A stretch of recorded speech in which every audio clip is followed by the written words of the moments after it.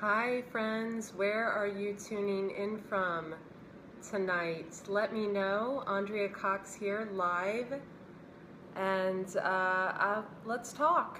Tell me where you're tuning in from. I'll mess with these fun filters while I wait. There we go. That one's kind of pretty. Tell me where you're tuning in from, and I'm live from the San Diego Casa. And I'm a little late today. I usually come on at 3 o'clock on Wednesday. Is it Wednesday or Thursday? My God, it's been such a busy week. So tell me where you're tuning in from. I'm going to X this out and actually go to Facebook so I can speak to all of you about something I think, hey Caroline, is going on a lot today. Especially, post-election. And, sometimes it can feel like, everything's breaking, everything's not going your way. But I'll tell you what, I had a different experience today. The air, hey Gary, hey Emily, hey Renee, hey Brad, hey Brett, hey Sarah. I had a different experience today. The air felt a little crisper to me, and things felt good. Things felt good, and they haven't felt this good in a long time. And, with everything we're going through and all the new changes and the changes of a new president and what have you, and, folks, I don't have to... Oh, thank you, Mark. Thanks, Lance. I don't have to tell you who I support or who I voted for. It's pretty obvious by my wall that I'm actually pleased with the results, but I know a lot of people aren't.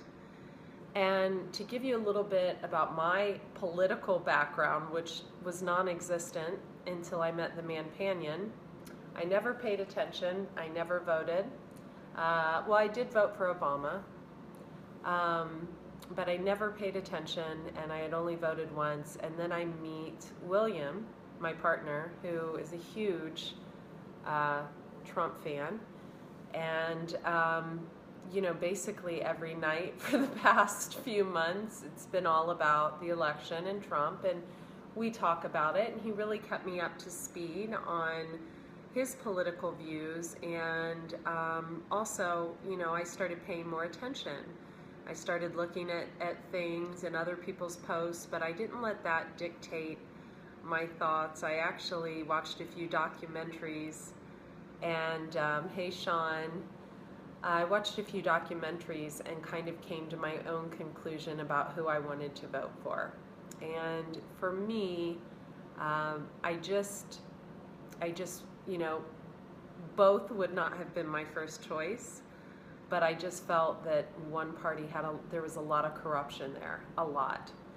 And it's hard for me to vote for someone that not only do I not see being in office, but I see that they should be in jail. And that was my own personal opinion, and I know a lot of you disagree with me, but I want to move beyond that tonight. And hey Matthew, hey Mark, hey Brent, hey Lance. I want to move beyond that, and I want to share just a quick story with all of you. Hey Michael, hey Jill, hey Joe, of something that happened to me when I was super young, and something that might help all of you here tonight kind of deal with your feelings. So, hey Ron, so for me, the air was crisper, my day went smoother, and I don't think it was because we had a new president, although I think whenever there's a new president, there's new hope, right? I always get hopeful that GMO label laws are going to come to fruition, or GMOs are going to get banned, or something of that nature. But, I had a lot of light in my step today, a lot of personal things coming together with my website being done. I've been fighting a skin rash for months now, and we found out what's biting me, and so we're handling that. So hopefully that's going to clear up. And, there was a lot of positive things. You know, it was a good, financially it was a great day, etc. But I know for a lot of you who, you know, you were really hoping that, you know, another party would win the election, and you're really crushed and you're really bummed. And so I want to share a little story about when I was in second grade, right? So I wrote about this on my Facebook wall a while back, and it just, people went crazy. So in a nutshell, I had a teacher that had called me stupid. And this was right around the time my dad had passed away in a car accident. I mean, I was like, what, 9, 10 years old. It was a real sensitive time in my life. Thanks for all the hearts, you guys. I love that. I'm gonna like my own video. What do you think about that? And hey, Sergey. Hey, Sergio. Hey, Jose. So, you know, it was a real volatile time for me, and I had a teacher. She was a younger teacher. She was probably in her 30s, and I was, like I said, I was like in the second grade, and I remember I didn't know the answer to a math question, and she said, oh, in front of the whole class, she said, Andrea's going to play stupid today. She's going to play stupid. And she embarrassed me in front of everyone, and it broke my heart. It really broke my heart. I come from a family of teachers, and to me it's the hardest job on earth outside of being a mother is being a teacher. And it's the most underappreciated and noble profession I think that there is. And I'll never forget that. And I went in the bathroom and I cried for like 2 other classes, through the classes. And I had a friend named Amy, and Amy came looking for me, and that was it. I don't remember telling my mom. I think I thought my mom was going through so much I didn't want to burden her. You know, she's a single mom of 3 kids. Her, you know, ex-husband had just gotten killed in a car accident, and, you know, she was pretty much on her own raising us. So I don't think I wanted to burden her with this. I usually did, but I don't think I did. And I remember, you know, we went through the summer, you know, summer came, and then the next year I had this same teacher assigned to me again, right? I'm going somewhere with this. Hey, Larry. And hey, Anna. And I remember hearing from my mom, you know, announce who my teachers were, and I thought, oh, I gotta be in that woman's class again. She humiliated me. You know, and I'm like, at this point in like 3rd grade or whatever, and I'm thinking, Jesus, you know, I don't think I can take this woman. And I remember I sat with it the whole day, just in stress and fear and angst. Kind of like a lot of people are doing with this election, right? They're sitting in stress and fear and angst, right? Like, oh God, you know, what are we gonna do now? You know, Trump's in office, blah, blah, blah. You know, I'm happy with Trump in office, but a lot of people aren't. So to each his own, let's throw out that. A lot of people are sitting in fear. And in my personal mind, I think that fear produces more fear and produces problems. And if we keep holding on to this hatred that I'm seeing along the feed, I've probably deleted over 100 people off my feed today. No joke. Well, off my friends list. And there's more to come. I can't stand when people post political stuff anyway. I mean, yesterday was the first time I did, and it was just about, you know, hey, it's a time for healing. And aren't we all lucky to live in a country, you know, where freedom reigns and, you know, we have endless opportunities. That's about the extent of my political postings. But fear breeds fear. Hi, Paige. Hi, Stelios. Fear breeds fear. And if we are all living in fear, guess what's going to happen? Things aren't going to go right. Now's the time for us to come together. And no matter, thanks for all the hearts, you guys. That's so sweet. I love seeing the hearts. Hey, Sandy. Hey, Mark.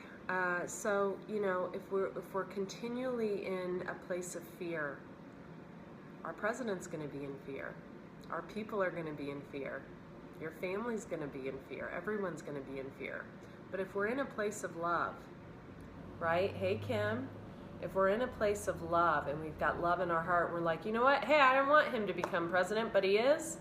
And shit, I'm going to support him. I'm going to pray for him, like, God, lead him on his way. Then imagine what that can produce, right? Imagine what that can produce. It can produce a hell of a lot of positivity. And, you know, I would love to see what would happen if we all decided to embrace who's in office and just say, you know what? Let's give him a chance. Let's give him a chance. Hasn't done a horrible job with his kids. Just saying. I'm a huge, you know, I like Ivanka. I like to follow her on Instagram and things. She's very motivating, an entrepreneur and a mother, and I just think she's fabulous.